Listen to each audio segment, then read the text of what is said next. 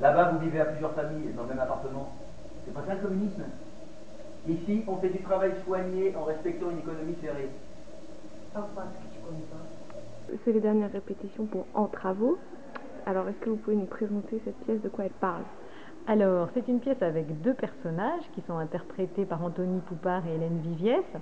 Et c'est la rencontre un peu saugrenue, inattendue entre un chef de chantier qui construit des HLM et une jeune femme qui est biélorusse et qui va travailler sur le chantier en tant qu'intérimaire.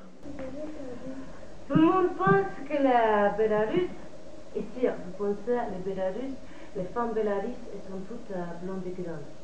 Et elles veulent devenir top modèle.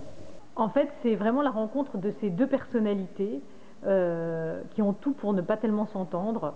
Le chef de chantier, eh bien, on peut dire qu'il nous ressemble. Il ressemble aux Français. Il a une vie de famille, il a sa maison, il sait où il va aller passer ses vacances. Il a une vie assez installée, on va dire, assez construite. Lui, il est comme vous et moi. Parfois, t'imagines. Parfois, il en reste encore, non? Lui, il est français.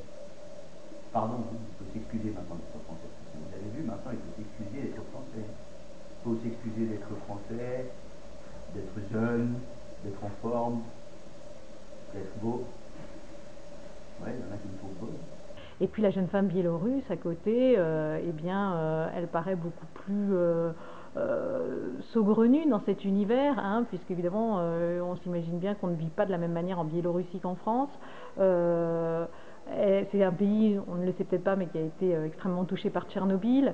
Voilà, c'est un pays beaucoup plus misérable, où les conditions de vie sont beaucoup plus dures, et on envisage l'avenir bien autrement qu'en France. Et ça va être la confrontation de ces deux personnalités. Alors, en quoi est-ce que justement ça s'inscrit dans la nouvelle enquête du Préau qui est « Ça passe ou ça casse » ?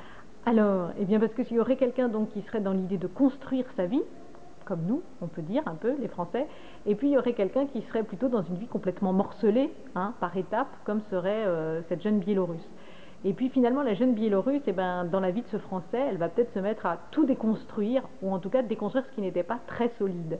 Et peut-être que le personnage d'André, le chef de chantier, va se retrouver construit d'une autre manière après cette rencontre.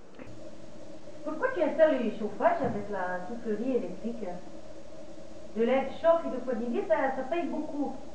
Dans 5 ans, promis, tu fais les dessins avec les fissures du plafond pour t'endormir.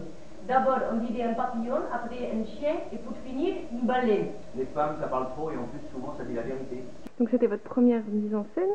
Oui. Comment est-ce que ça se passe? Comment est-ce que ça s'est passé? Alors, écoutez, ça se passe plutôt bien, mais je crois que ça se passe plutôt bien parce que c'est une équipe que je connais.